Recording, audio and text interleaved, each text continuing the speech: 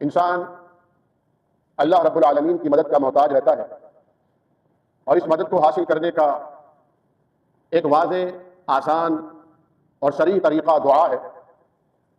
دعا کی قرآن و سنت میں بڑی فضیلت، بڑی وقعت، بڑی اہمیت بیان کی گئی ہے، حتیٰ کہ نبی کریم صلی اللہ علیہ وسلم نے دعا کو عبادت، بندگی، کار ثواب اور عبادت کا جوہر کا قرار دیا ہے۔ الدعاء هو العبادہ، الدعاء مخ العبادہ۔ یہی نہیں بلکہ اللہ رب العالمین کا وعدہ ہے اور حکم ہے۔ کہیں فرمایا جب میرے بندے مجھ سے میرے بارے میں پوچھے تو انہیں بتائیں انی قریب اجیب دعوت الداعی اذا دعان، جب مجھے پکارنے والے پکارتے ہیں میں ان کی پکار کو قبول کرتا ہوں۔ کہیں حکمن فرمایا وقال ربکم ادعونی استجب لکم، اور تمہارے رب کا یہ حکم ہے، فرمان ہے، مجھے پکارو میں تمہاری پکار کو قبول کروں۔ انسان اپنے آپ کو گناہگار کنسیڈر کرتا ہے، ہوتا بھی گناہگار ہے، خطا کار ہے۔ ہر انسان اپنے بارے میں زیادہ بہتر جانتا ہے کہ کہاں کہاں کب کب کون کون سی غلطیاں اس سے صادر ہوئیں۔ اگرچہ توبہ کا دروازہ کھلا ہے، لیکن مومن خوف اور رجا کے درمیان زندگی گزارتا ہے۔ ایک طرف یہ امید بڑھاتی ہے کہ اللہ رب العالمین نے فلاں وقت پر توبہ کی توفیق دے کر دراصل قبولیت دعا کا اہتمام کیا تھا، میری توبہ قبول ہو گئی، یہ اطمینان حاصل ہوتا ہے۔ اور کبھی پھر جب کوئی غلطی، خطا، گناہ، غفلت یاد آتی ہے تو پھر سے وہی کیفیت ہوتی ہے ایک مومن کی جس طرح ماہی بے آب بسمل کی طرح تڑپتی، ایسی مچھلی جسے پانی سے باہر نکال دیا گیا، جسے قرار نہ آ رہا ہو، وہ بار بار رب تعالیٰ کی طرف رجوع کرتا ہے، بار بار توبہ کرتا ہے، اور یہ بار بار پلٹنا اور توبہ کرنا رب تعالیٰ کو انتہائی محبوب عمل ہوتا ہے۔ فرمایا ان اللہ یحب التوابین، اللہ تعالیٰ بار بار توبہ کرنے والوں اور بار بار پلٹ کر آنے والوں سے محبت کرتا ہے۔ شرط یہ ہے کہ توبہ سچی ہونی چاہیے، توبۃ نصوحا ہونی چاہیے، غلطی پر اصرار نہیں ہونا چاہیے، اپنی فضیحت کا اظہار نہیں ہونا چاہیے، اپنے آپ کو متقی، پارسا، نیک، پوتر کسی کے سامنے شو نہیں کرنا چاہیے، تو اللہ رب العالمین کی رحمتیں انسان کو اپنی آغوش میں لے لیتی ہیں۔ لیکن چونکہ انسان بنیادی طور پر کمزور ہے، خلق الانسان ضعیفا، اسے پیدا ہی کمزوری کی حالت میں کیا گیا ہے، تو یہ بہرحال سہارے ڈھونڈتا ہے، تلاش کرتا ہے۔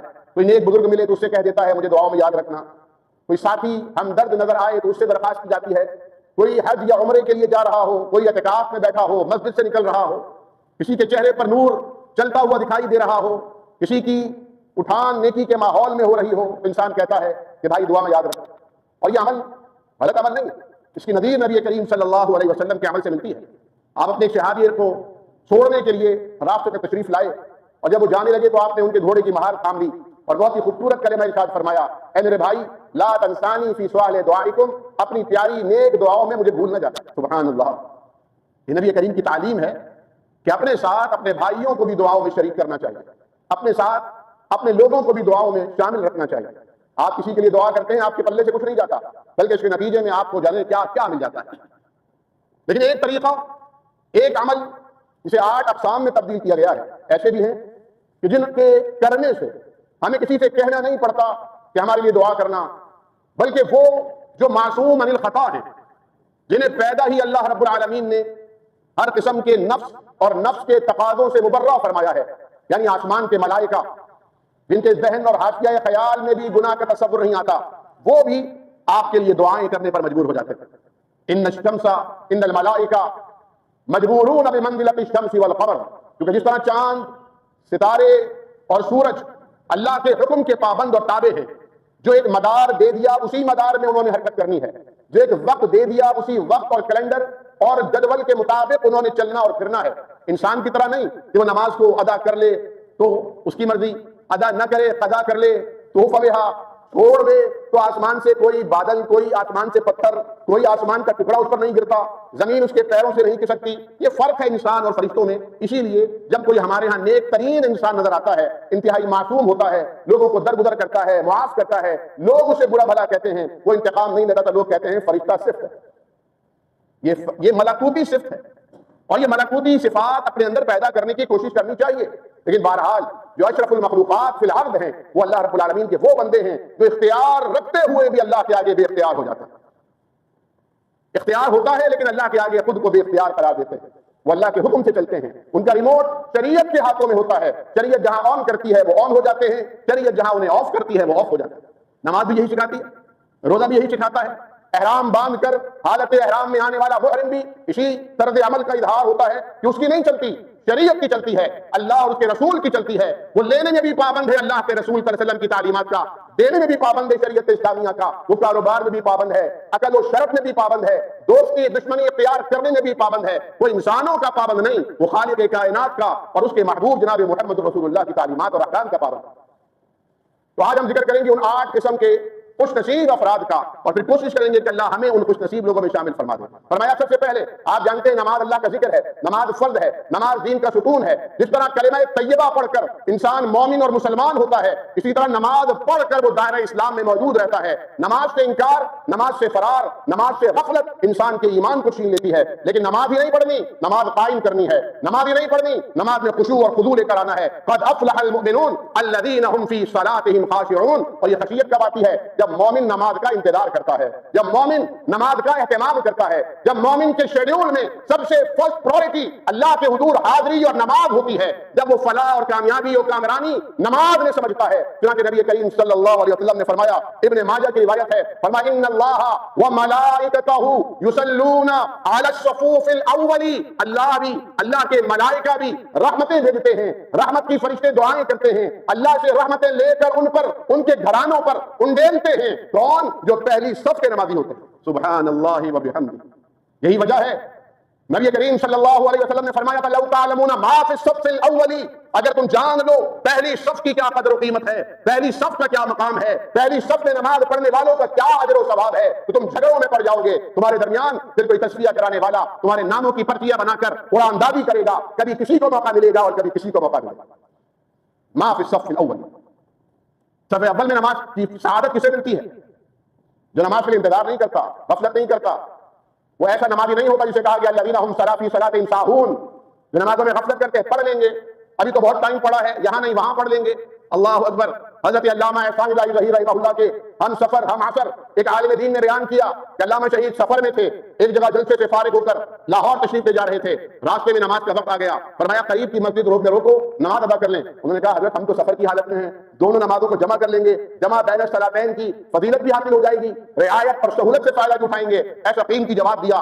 اعتراض کرنے والے اور سہولت پیش کرنے والے کے پاس کوئی یارہ نہ رہا کہ ان کی بات پہ عمل کیا جائے. فرمایا اگر اس نماز کا وقت نکل گیا اور اس نماز کے وقت میں داخل ہونے سے پہلے اگر ہمارے ساتھ کوئی حادثہ ہو گیا، ہماری موت واقع ہو گئی، تو اس نماز کا حساب کون دے گا؟ یہ فکر ہوتی ہے تکبیر اولا قضا نہ ہو جائے. جیسے ہی امام اللہ اکبر کہے ہم بھی نیت باندھ لیں. یہ صف اول کے لوگ ہوتے ہیں. اور اگر نیت یہ ہے پھر صف اول میں جگہ نہ ملی تو بھی انشاءاللہ نیت پر ثواب وہی عطا ہو جائے. دوسرے لوگ پھر فرمایا یہی لوگ جو نماز کے انتظار میں مسجد میں نماز سے قبل آ کے بیٹھ جاتے ہیں. پھر وہی بات جو میں عرض کرتا ہوں کہ ہم سب سے زیادہ گھڑی جس مقام پر دیکھتے ہیں وہ مسجد ہوتی ہے. سب سے زیادہ وقت کی پابندی ہم جہاں شو کرنا چاہتے ہیں وہ اللہ کا گھر مسجد ہوتی ہے. نہ بازار میں، نہ کسی دعوت میں، نہ کسی محفل میں، نہ کسی ڈاکٹر کلینک ہاسپٹل کی انتظار گاہ میں، نہ کہیں ریسپشن میں، نہ شادی ولیمے کی تقریب میں ہمیں کہیں گھڑی دیکھنے کی اجازت بھی نہیں ہوتی. کسی کو دکھائیں گے تو برا مان جائے گا. یار کیا ہو گیا، سال میں ایک پہلی تقریب ہے بھائی میرے بچے کی ہے، کیا ہو گیا بھائی اگر تھوڑی دیر ہو رہی ہے، دیر سویر ہو رہی ہے تو کیا ہے تم نے ادھم مچا دیا.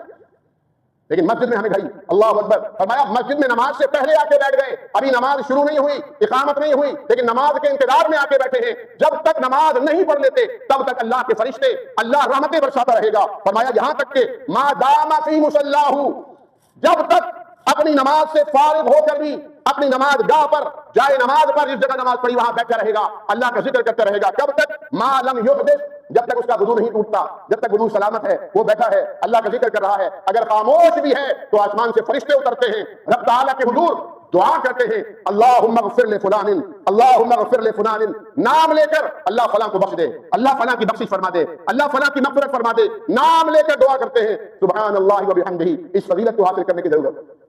نماز سے فارغ ہو کر آپ اپنے باتوں میں لگنے کی ضرورت نہیں ہے، اس فضیلت کو پانے کی ضرورت ہے. اسی طرح تیسرا وہ بندہ جو کسی مسلمان کی عیادت کرتا ہے. اور کیوں کرتا ہے؟ اس لیے کہ اللہ کا بندہ ہے، اس لیے کہ میرا مسلمان، اس لیے نہیں کہ رشتہ دار ہے. رشتہ دار کی کرے گا اس نیت سے کہ مسلمان بھی ہے، رشتہ دار بھی ہے تو دگنا ثواب صلۃ الرحم کا بھی مل جائے گا. لیکن اس لیے نہیں کہ بدلہ اتارنے کے لیے. نہیں گئے تو کیا کہیں گے؟ جانا مجبوری ہے، مجبوری سمجھ کر نہیں بلکہ ریوارڈ سمجھ کر، اعزاز سمجھ کر، اللہ کی فضیلت کا موقع سمجھ کر. فما من مسلم يعود مسلما غدوة الا صلی اللہ علیہ الا صلی علیہ 70,000 ملک. 70,000 فرشتے، 70,000 فرشتے. میرے 2 دوست گئے ہوئے عمرے پر، کہ انہوں نے عمرہ کیا, انہوں نے مجھے بتایا ہم نے آپ کو دعاؤں میں یاد رکھا. مجھے ایسا لگ رہا تھا جیسے کہ لاٹری کھل گئی ہے کہ اللہ کے دربار میں کعبۃ اللہ کے سامنے احرام باندھے ہوئے دو احباب نے کچھ ناچیز کو وہاں یاد کیا, اللہ کی حضور درخواست رکھی. یہاں ہم جیسے انسانوں کی بات نہیں ہو رہی. 70,000 فرشتے اگر صبح کو عیادت کے لیے گیا ہے تو شام تک رحمت اور مغفرت کی دعا کرتے رہیں گے, اور اگر شام کو گیا وَإِنْ عَادَ عَشِيَّةً, اور اگر شام کو رات کے وقت جا کے عیادت کر کے آیا ہے وہ گھر آ کر سو جائے گا, آرام کرے گا, مطمئن ہو کے سکون حاصل کرے گا, نہ ذکر کر رہا ہے نہ ذکر کر رہا ہے. لیکن صلی علیہ 70,000 مالکن 70,000 فرشتے ساری رات اس کے لیے دعائیں کر رہے ہیں, مغفرت کی رحمت کی دعائیں کر رہے ہیں, حتیٰ یصبح, یہاں تک کہ صبح ہو جاتی ہے. فرمایا یہی نہیں وَكَانَ لَهُ خَرِيفٌ فِي الْجَنَّةِ, اور اس کے لیے جنت میں ایک باغیچہ تیار ہو جاتا ہے. یہاں باغیچہ تیار کریں گے تو ایک رات تیار ہو جائے گا. دنیا میں اللہ اکبر کبیرہ, جنت میں وَكَانَ لَهُ خَرِيفٌ فِي الْجَنَّةِ, باغیچہ تیار ہو جاتا ہے. اور چوتھا خوش نصیب وہ ہے جو کسی مسلمان سے ملاقات کے لیے جاتا ہے, اس کے گھر پہنچتا ہے, اس کی دکان پر جاتا ہے. غرض غایت کوئی نہیں سوائے اس کے کہ یہ اللہ کا نیک بندہ ہے, یہ اللہ والا ہے, مسلمان بھائی ہے. ملاقات کی غرض غایت صرف اللہ رب العالمین, کوئی دنیاوی مفاد نہیں, کوئی کام نہیں, کاج نہیں. آج تو کسی کو فون بھی کرتے ہیں تو بغیر کام کے نہیں کرتے, واٹس ایپ کال, فری کی کال, وہ بھی بغیر کام کے نہیں کرتے. کسی کی پوسٹ آ رہی ہے اس پہ لائک کا کوئی ایموجی دینا ہے وہ بھی نہیں دیں گے کیونکہ ہاتھ گھس جائے گا ہمارا, وہ بھی کس کو دیں گے جس سے کام ہوگا. پرامن بقائے باہمی کے دور میں جی رہے ہیں. تو مرا حاجی بدو من ترا حاجی بدویم, آپ میری چیزوں کو لائک کیا کیجیے, میں آپ کی چیزوں کو لائک کروں. چیز کیا ہے وہ میٹر نہیں کرتی, آپ سے ہمارا لین دین کیا ہے, تعلق کیا ہے, مفاد کیا جڑا ہوا ہے. اگر مفاد جڑا ہوا ہے تو پھر ہم آپ کی چیزوں کو لائک کریں. اس دور میں جی رہے ہیں نا, لیکن اپنی بنیاد کو خالص کر لیجیے. قیامت میں دن آئے گا جس دن یوم تبلی السرائر, قرآن کہتا ہے دلوں میں چھپے ہوئے راز کھول دیے جائیں گے. دنیا میں کتنے بڑے سے بڑا نیک عمل تھا لیکن اندر اس کی کنڈیشن کیا تھی, بیج کیسا تھا. اگر وہ اللہ کے لیے تھا تو اجر پائے گا, اور اگر وہ دنیا کے لیے تھا, دکھاوے کے لیے تھا, نمائش کے لیے تھا, اس کے لیے کوئی جگہ نہیں. یوم تبلی السرائر, پوشیدہ باتیں عیاں کر دی جائیں. فرمایا ان رجلا زار اخا له رغدا, کوئی مسلمان اپنے مسلمان بھائی کی زیارت کے لیے گیا فی قریۃ اخری, کسی دوسری بستی میں, فارشد اللہ له علی مدرجته ملکا, اللہ اس کے راستے میں ایک فرشتہ اتار کر کھڑا کر دیتا ہے. اور ایسا واقعہ ہوا, یہ روایت ہے صحیح مسلم کی, ایسا واقعہ ہوا ہے جو اللہ کے نبی نے بتایا ہے. انسانی شکل میں فرشتہ آ کے اس کے پاس کھڑا ہو گیا اور کہا آئینہ تريد, کہاں کا ارادہ ہے, کہاں جا رہے ہو. وہ کہتا ہے اريد اخلي في هذه القريه, میں فلاں بستی میں اپنے بھائی سے ملاقات کے لیے جا رہا ہوں. کہتے ہیں هل لك عليه نعمة تروها, کیا کوئی اس سے معاملات ہے, کوئی لین دین ہے, کوئی ریکوری ہے, کوئی معاملہ, کہیں کچھ بھی نہیں ہے, کیوں جا رہے ہو. کہنے لگے لا غیر انی احببته في الله, بس اللہ کے لیے اس سے مجھے محبت ہے, اس کی خیریت لینے جا رہا ہوں. موبائل تو ہے نہیں, خیریت پتہ چل جائے تو میں اس کی خیریت لینے کے لیے جا رہا ہوں. کیا کہا فرشتہ کہتا ہے فإنی رسول اللہ الیک, میں اللہ کی طرف سے قاصد ہوں جو اللہ نے تجھے خوشخبری دینے کے لیے بھیجا ہے. بأن اللہ احببک, اللہ بھی تجھ سے احبک کما احببتہ له, جس طرح تو اس سے محبت کرتا ہے اللہ اسی طرح تجھ سے محبت کرتا ہے. کتنا چھوٹا سا عمل ہے لیکن اجر کتنا بڑا ہے. اسی طرح پانچواں وہ خوش نصیب جو کسی مسلمان کی غیر موجودگی میں, اسے فیس بک پر نہیں لکھ کے دیتا, واٹس ایپ پر نہیں لکھ کے دیتا, سامنے دعا نہیں کرتا, وائس میسج, غیر موجودگی میں کسی خاص لمحے میں وہ اسے یاد کر کے اس کے لیے دعائیں کرتا. اللہ فرشتے کو اتارتا ہے, فرشتہ ساتھ آ کے بیٹھتا ہے. قال الملک الموکل, وہ فرشتہ جو اس پر اللہ تعالیٰ نے اسی کام کے لیے مقرر کیا ہے, وہ کہتے ہیں آمین ولک بمثل, اللہ اس کی دعاؤں کو قبول کر لے. اور جو یہ اپنے مسلمان بھائی یا بہن کے لیے مانگ رہا ہے اللہ وہ اسے بھی عطا فرما دے. تو میں کہتا ہوں اگر اپنے کاروبار میں ترقی چاہیے تو اپنے کاروباری دوستوں کی ترقی کی دعائیں کیا کیجیے. اگر اپنی بیٹیوں کی خوشیاں چاہتے ہیں, ہر بیٹی کا خیال آئے تو اس کے لیے دعا کیا کیجیے. ہر ماں اور باپ کی صحت کے لیے دعا کیا کیجیے. ہر گھرانے کی آبادی کے لیے دعا کیا کیجیے. اللہ کے فرشتے آپ کے لیے دعائیں کریں گے. اور دامن وقت کی گنجائش ختم ہو رہی ہے, اس لیے اختصار کے ساتھ بدعنوان دوہرا رہا ہوں, چھٹا وہ معلم الخیر, جو لوگوں کو بھلائی کی باتیں بتاتا ہوں. سبحان اللہ و بحمدہ.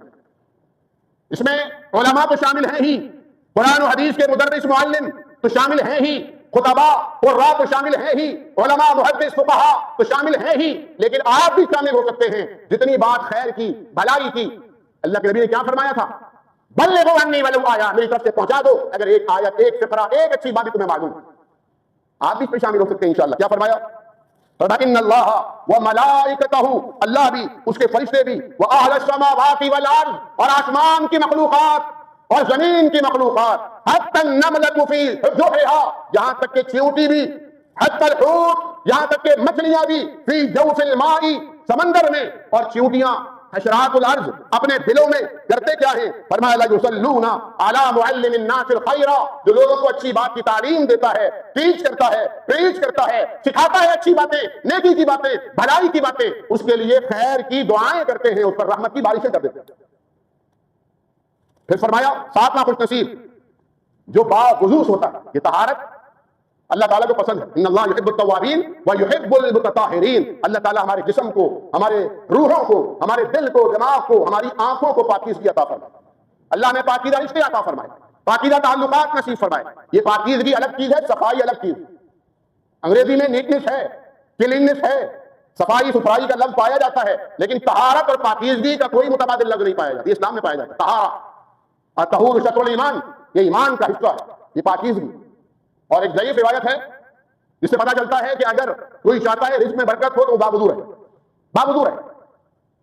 یعنی بالمعنی روایت انسان کے ایمان کو، روح کو بالغگی عطا کرتی ہے. جب انسان باوضو رہتا ہے تو اس میں ایک روحانی اور ایک خوشگوار تاثر پیدا ہوتا ہے، پاکیزگی کا احساس پیدا ہوتا ہے، چنانچہ وہ اپنی نظروں کو، زبان کو ہر بری چیز سے بچانے کی کوشش کرتا ہے. لیکن یہاں صحیح حدیث ابن حبان کی، جسے علامہ البانی نے صحیح ترغیب میں ذکر فرمایا، سونے سے قبل باوضو سونا، سونے سے قبل وضو کر کے سو جائیں. فرمایا من بات طاہرا بات فی شعار ملک، جو وضو کر کے پاکیزگی کی حالت میں سوتا ہے اللہ تعالیٰ اس کے سرہانے فرشتہ اتار کر بھیجتا ہے. لا یستقیل ساعۃ من اللیل، وہ ساری رات گزارتا ہے بس ایک جملہ کہتے ہوئے اللہم اغفر لعبدک فلان بات طاہرا. اللہ اپنے فلاں بندے کو نام لے کر اللہ فلاں بندے کو بخش دے، رحم فرما، مغفرت کر، معاف کر دے، حفاظت فرما. سارے مطالب ہیں مغفرت کے جو پاکیزگی کی حالت میں بستر پر سونے کے لیے آئے. مشکل کام ہے، باوضو ہو کے سونا مشکل کام ہے. اللہ اکبر کبیرہ. اور آٹھویں وہ خوش نصیب ان اللہ وملائکتہ یصلون علی المتسحرین، جو سحری کے وقت جاگ رہے ہوتے ہیں، جو روزہ رکھنے کے لیے سحری کر رہے ہوتے ہیں. رمضان کی آمد ہے، اس کے استقبال کے لیے جن کے روزے چھوٹے ہوئے ہیں، جنہوں نے روزے نہیں رکھے، وہ یہ سردیوں کا موسم بڑا غنیمت موسم ہے. پیاس بھی نہیں لگے، خشکی ہے لیکن پیاس نہیں ہے. کیسا خوبصورت نظام ہے. اس میں روزے رکھنے، اپنے وہ روزے جو چھوٹے ہوئے ہیں وہ پورا کرنے کی ہماری بہنوں کو بھی ترغیب دیجیے، وہ بھی کوشش کریں کہ ان روزوں کو رکھنے کا اہتمام کریں. اور یہ سحر کا وقت مل جائے گا. قرآن نے کہا بالاسحار ہم یستغفرون، سحر کا وقت ملائکہ کی حاضری کا وقت بھی ہے، سحر کا وقت فرشتوں کی رحمت کی دعاؤں کا وقت بھی ہے، اور سحر کا وقت فرمایا یہ استغفار کی دعاؤں کی قبولیت کا وقت بھی ہے. اللہ تعالیٰ یہ ساری فضیلتیں ہم سب کو حاصل ہونے کی توفیق عطا فرمائے. بیماروں کے لیے دعا کیجیے، خصوصاً میری والدہ محترمہ کے لیے اللہ تعالیٰ شفا کاملہ عاجلہ عطا فرمائے.